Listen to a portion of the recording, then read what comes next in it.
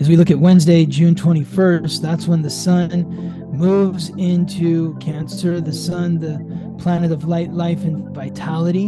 And then we have this other alignment in addition to Jupiter sextile Saturn, where Mercury, the messenger of the gods, guide of souls to the underworld, the planet of consciousness, communication, and coordination, in the mutable air sign symbolized by the twins and ruled by Mercury, Gemini. Mercury in Gemini aligning with Mars, the god of war, the planet of action, aggression, and conflict, in Leo, which both Mercury and Mars are aligning with Chiron, the wound and the ancient wisdom that is unlocked through healing that wound, in the cardinal fire sign ruled by Mars, Aries. So we have Mercury, which rules Gemini, in Gemini. We have Jupiter aligning with Saturn in Pisces, which is ruled by Jupiter. We have Mars aligning with Chiron in Aries, which is ruled by Mars. So one planet in a position of power because it's in the sign that it rules, and two other planets in sort of, what's the right word, like ancillary or pseudo sort of positions of strength. They're not in their ruling sign, but they're connecting to planets in their ruling sign, and they're connecting in a positive way. So there's a lot happening on Wednesday. Where to begin? We'll begin with Cancer, with the sun in Cancer. Every year the sun is in Cancer from around June 20th, June 21st until July 22nd. It depends on where you are, what time of the day, what year it is. So it varies between June 20th, June 21st, and it moves into Leo on June 22nd. This year, the sun is in Cancer from June 21st to July 22nd. This is bringing that light, life, and vitality to your roots, your upbringing, your childhood, the ones who raised and nurtured you, and your ancestors. It's bringing light, life, and vitality to your home life. This is time to pay attention to what your home life is like, what your relationship with your parents or the ones who nurtured you. What is that like? What is your relationship with your past like? What can we learn from our past? I mean, I think just going back to the intro, just the family dynamic is so apparent in my everyday, and only when I'm spend extra time with them am I reminded of the company that I keep and how those people that I keep in my life reflect my family relationships, my communication styles, patterns that I have either undone or I'm trying to undo, reminding myself to work on those, or maybe even being proud that I don't relate to those things anymore, or I react in different ways than I used to. Yes. It's so easy to get caught up in like blaming ourselves, but like you said, having compassion for how we've dealt with things, because these are just patterns that we've learned. So maybe just reflecting on just wherever we're at on our journey, because it doesn't happen overnight. It takes a lot of work. Yes. And what can you do to nurture yourself? How can you be more kind to yourself? What can you do to take better care of yourself? That's what this Cancer energy is about. It's about being more sensitive to yourself and to those around you. And then when you think of the Mercury, Mars, and Chiron alignments, I mean, this is curiosity, understanding what's happening in your mind. Having the courage to open your heart, to ask the questions that maybe you've been afraid to ask. Maybe it has to do with the past, bringing that Cancer energy in. There's something that you've always wanted to know about your past, but you've been afraid to ask the people from your past or your parents. You've been afraid to bring up this subject, have this conversation. Just in like the little things around the doctors and stuff, being like, why doesn't my dad just go to the doctor? in the past, it's like, maybe my sister would just be pissed off, like, oh, well, now I have to take care of it, and I don't want to have to like play that role. And it's like, well, now I feel like we're both more on the same page where it's like, oh, well, maybe he's scared.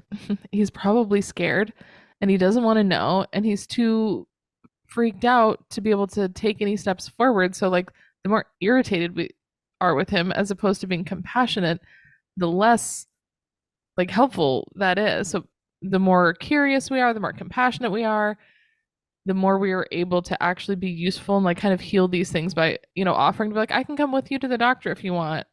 Do you need anything? We'd like you Mhm. to go to the doctor because we're worried. Like, it makes us worried. Not being Well, mean about it, but like, we want you to be okay. So we're concerned. so another way to sort of reframe this for you, Ingrid, Mm-hmm. and is asking your dad, what is your resistance to going to the doctor? Mm-hmm. Mm, yeah. And what do you think he would say?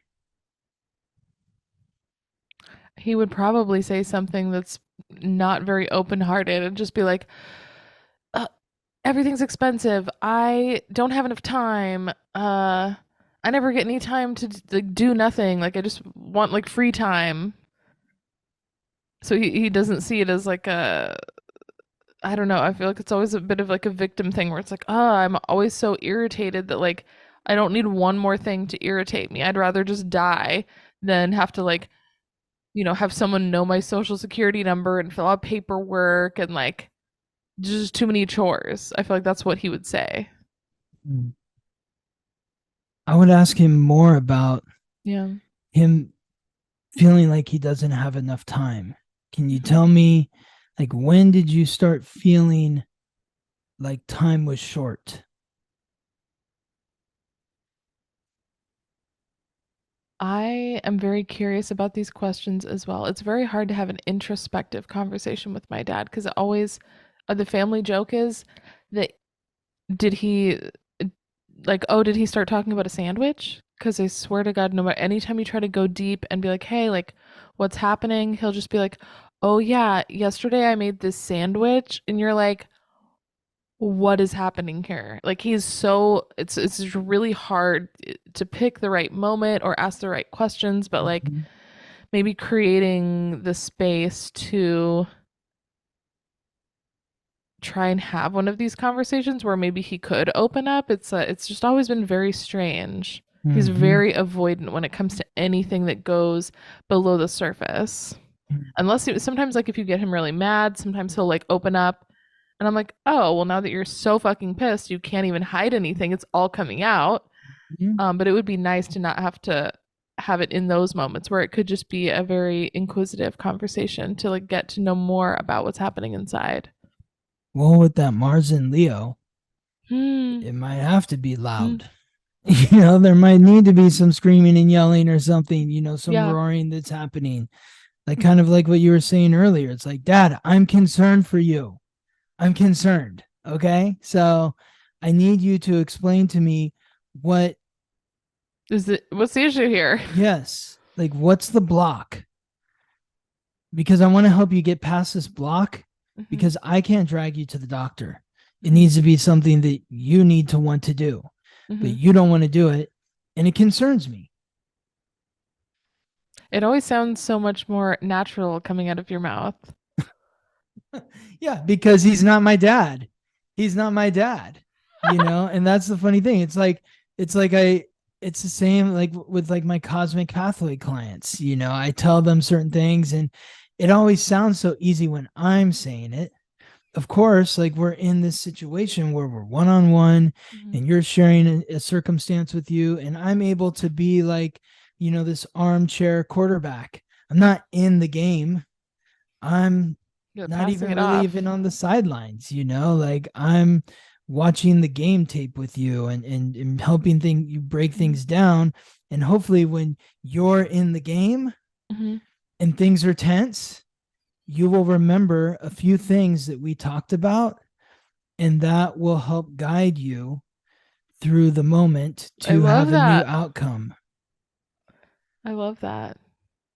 And if any, I know you mentioned the Cosmic Pathway clients, but if anybody doesn't know, I mean, basically what Scott does with me here on the podcast kind of is a weekly coaching session. So the Cosmic Pathway is meeting with Scott every single week, talking about all your shit, getting all of his feedback and guidance to move you forward on your path and using astrology as a tool to get you there. Yes. And I think that's what you're the best at, It's what I love doing. the I getting deep. love, yes, yes. But if you don't want to get deep too, I've also been doing this cosmic reset, which is much shorter. It's 30 minutes and it's 5 weeks. Boom. Once a week for 5 weeks, 30 minutes. That's a It's lot can just happen in 5 weeks. yes. I mean, even just one reading is pretty insane. So Mm-hmm. I think Yes. any one of those options, if you just want to get started on something, there's, single readings. What is it? 30 minutes, hour and a half. Yep, And exactly. then you can do a 5 week reset, or you can do the Mm-hmm. Cosmic Pathway where you hang out with Scott all the time. Yeah. And so if you're interested in the cosmic pathway or the cosmic reset, you can email me. And yeah. So